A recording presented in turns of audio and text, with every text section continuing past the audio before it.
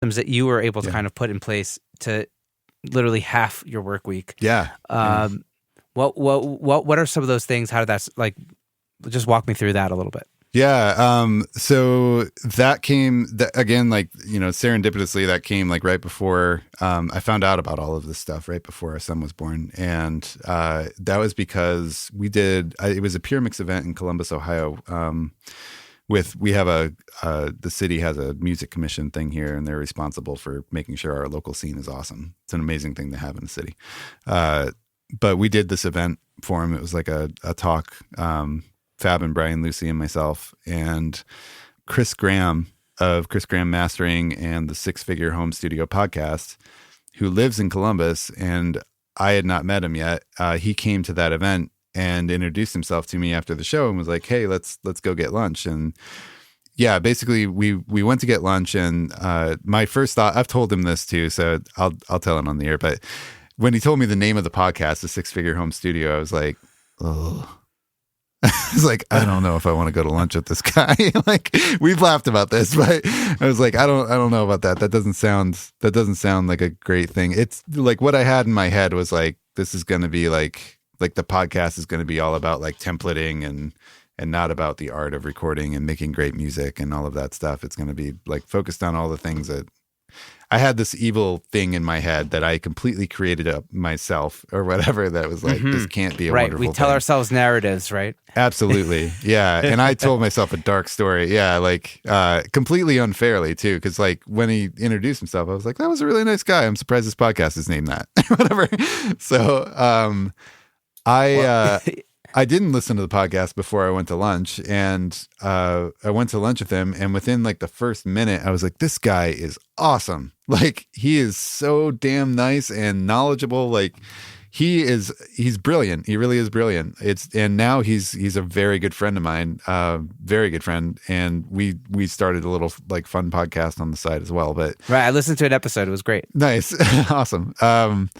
Yeah, he blew me away with that lunch, and he had just instantly, like, even during the lunch, he was like asking me about some stuff with pureMix, and he kind of gave me like a few like free tips to like go check out and stuff, and I was like, man, I really like that guy. Like, we got to do that again. Like, that's a guy I could be friends with or whatever. And so as I like leave that lunch, I'm like in the parking lot for the restaurant, and I pull up the podcast and start listening to an episode on my way over to the studio.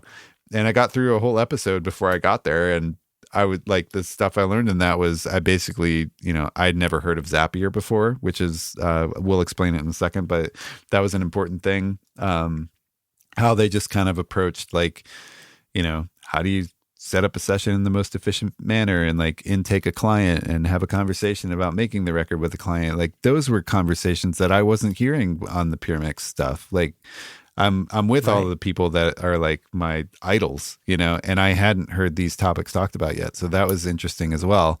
And instantly I was like, mad at myself for writing that narrative about the podcast, because at that point it had been around for like a year. I was like, if I knew about this, I would have been all over it. Oh my gosh, what a jerk, or whatever, like me, what a jerk. Yeah. So, side note, Brian is a sponsor of the show now with FilePass and that's Easy awesome. Funnel. So nice. So it's full circle. Yeah. And he's a great guy too. Yeah. I've like had some fun conversations with him. So that podcast like turned me on to a lot of things, and it was listening to them talk about, so we'll talk about a couple of the components of these systems. The first one was, I found out about, I had a CRM is the funny thing about this, but I wasn't using it well. I found out about like why you call it a CRM. It's like, so CRM is customer relationship management tool. And that's, it can be something like, there's one called Pipedrive. There's one called ClickUp. Asana is sort of that, but that's not really customer. It's more project management. But there's a bunch of tools that basically the goal of these things is like, you have a place that you're tracking all of the people that you're working with, the details of their project, the history of communication, their contact info. One place that like, ideally an example is somebody calls you on the phone, and some of the CRMs have the ability to pop up their customer record on your screen when they call you, and you'll instantly see your notes with that client, like your past emails, And if, let's say it's a client that you haven't worked with in 2 years, to have that pop up in front of you while you're talking to them. So you get this like quick refresh of like, oh yeah, we made a record 2 years ago and they took 3 months to pay and there were like 14 revisions and they came in with a broken snare drum. Okay, got it. All right, yeah, let's talk about this next record. Like there's useful things about that. That's a very negative one, but like, that's the idea of a CRM is like you have one place that keeps all of this information in one spot. So that was a big like light shining thing, and Zapier was this was the kicker. So Zapier is a tool that connects web-based applications. So let's say just naming two off the top of our head here, like Dropbox and Gmail or something. So you can basically set up automation so that when something happens in one of them, something happens in the other. So an example, somebody uploads a folder into my Dropbox, Gmail sends me an email to let me know, for whatever reason Gmail would email myself, but or it emails the customer and says, I got your file, whatever. But something happens in one application, you make something else happen in a different application, or sometimes several different other applications, and those become multi-step apps that change your life from crazy hours down to half. So which is what happened for me. So could you give an example of one of those multi-step ones that you implemented early on? I'll give a pureMix example for this because I love this one. This I used to change somebody else's life, which was awesome. And basically something that happens with pureMix is every time we have a piece of content, we have a lot of graphics that have to be made, right? Like there's usually 10 different layouts for every piece of content that we do. And sometimes there's, 5 to 6 to 7 pieces of content in a week. So you're talking about like 70, 7 different styles of graphic, but 70 different layouts, right? So we have a full-time graphic designer. And what would happen, this person, like for whatever, fault of their own or whatever, like they would just get confused, and fault of everybody on the team actually, because they would get confused because requests would come in from everywhere. It's like I would call him and, I'd be in the middle of a drive and just remember like, hey dude, I need graphics for this live stream that's happening next week. Can you do that? Yeah, sure. I'll do that. Cool. And then like, somebody else would send him an email like, I need graphics for this thing. And he'd be like, yeah, sure. Cool. If he didn't get that all into a central place, he would forget about some of them, and then we wouldn't have it in time, and it's a problem. So I built. Oh, the other thing was like he would have somebody send him, an email or a Slack message, and they'd just be like, "I need graphics for the live stream on the 29th," but they wouldn't tell him like the details of the live stream on the 29th. So we had to, go get the details. Like, who is it? What do you want in the graphic? So he's also wasting a lot of his time with questions back to people like, what do you need on the graphic? Is it a guitar? Is it like, what is it? Their face, So the first thing I did for pureMix was I made a graphics system for it. So I call it GraphicsBot 5000. And what happens now is everybody has what's called the type form, which is a basic type. It's a form on the internet, but it has logic built into it. So, based on the way that you answer will change the path that you're led down. So this form collects all of the information from whoever the requester is. And from there, it creates a card on what's called, I think it's a Kanban board. I always mess this up, like the pronunciation of it. Yeah, like a Trello. Yeah, exactly. So it's a board with columns, and each one of those columns represents a different stage of whatever the project is. So it creates a card on our Asana board, and in that card is all of the information from the form. So like, this is what I need to be on that graphic and all of that. But the system also creates Google Drive folders, and we have a setup. We have like a 3-folder setup where there's a folder that he puts the graphics into. There's a folder that any assets that are uploaded from the person requesting go into. So if they have like a specific logo, they'll put it in that folder. And then there's an approved folder, and nothing gets onto the internet unless it's pulled out of the approved folder. So that means any graphics that he makes needs to be moved into the approved folder after they're approved. So basically, like, it goes through, it creates the card, it puts all the information, it creates our Google Drive folders, and it sends a Slack notification to the graphic designer saying, hey, you've got a new job. Here's the link to it. So he clicks the link, he's taken to that card.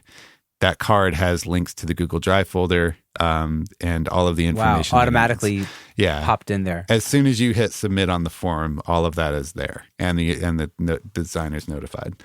So now he's got a board that has every graphics campaign he needs to do, and each column, like if I need to approve it, he moves it into an approval column that notifies me, sends me a message and says like, hey, you have to go approve this graphic before he does all of the layouts for it, like the concept of it. So I go approve the concept, he's notified, he goes and does the layouts, he puts it into another column, I get notified that I need to go make sure all those graphics are cool. Then when I approve it, it automatically moves those graphics into the approved folder and sends a notification to marketing saying, hey, this graphics campaign is ready, you can start putting it into your campaign.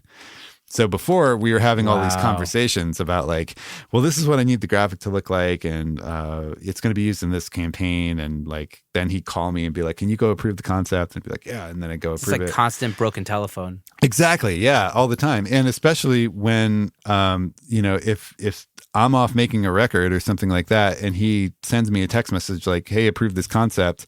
He might send that at 2 p.m. I see it at 8 p.m. that night, and then I finally approve the concept, and he doesn't see that until the morning. It's like, how much lost time just happened because, I wasn't available or I didn't see the message until later or whatever it was. Like, there was just so much lost time, so many conversations and all that, and just like useless busy work is the best thing that you can automate.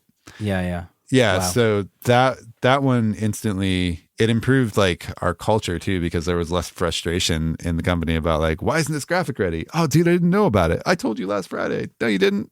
It's like, all of that stuff, like that causes a lot of frustration, and just completely removing that was awesome.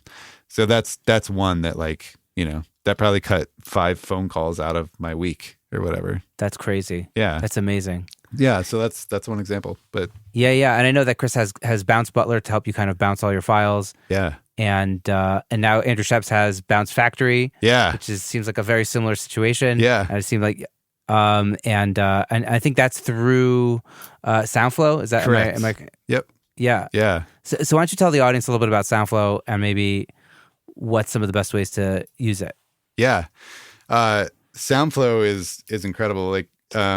It's very similar in a way to a program called Keyboard Maestro, which a lot of Mac users are familiar with, which I do still use for some things to this day. But that basically allows you to chain together a bunch of events. Some, like what Zapier does. Like any automation can be thought of like this. You have a trigger that starts the automation, and then you have actions. So what happens after the trigger is set off? So with SoundFlow, you can do things like, assign a hotkey or a MIDI key or whatever to start a chain of events. Like for Pro Tools users, if you use a control surface, you have to launch Pro Tools and then you have to launch Yukon, right? So a very, very rudimentary kind of automation for SoundFlow would be like, when I hit this hotkey, launch Pro Tools and Yukon, instead of like, let me click on both of these to launch. It works tightly with a thing called the Stream Deck. A Stream Deck is just a little like rectangle that has a bunch of programmable buttons on them. And each one of these buttons have little screens behind them. So their role can change based on what you're doing. And the concept of that is called contextual computing. This is probably like a rudimentary form of that. But with the Stream Deck, you can tell it, if I'm in Pro Tools, I want my buttons to be these, like this set of buttons, which can all be different controls. But if I'm in Chrome, I want all these buttons to do these things. And then if I'm in, whatever other app, like you can just change it based on what you're doing. And the awesome thing about the Stream Deck is if Pro Tools is focused, it already just changes the buttons to those things. You don't have to tell it to do that. It's like having contextual computing is a lot like having a great assistant in the studio. The kind like when you're talking to the artist about doing a guitar overdub and you're like, yeah, maybe we'll do that, maybe not. Let's hit the rest of these vocal things. And then you finish the vocal things and you turn around and the guitar amp's already set up because the assistant heard you talking about it. That's what contextual computing is. It knows what you're going to do before you do it, before you're doing it. So helping you move faster. So Stream Deck is awesome. Is that like AI technology? Like No, because you're actually like telling it when to do those things, but just taking the time ahead of time to be like, hey, if Pro Tools is show this set of buttons, or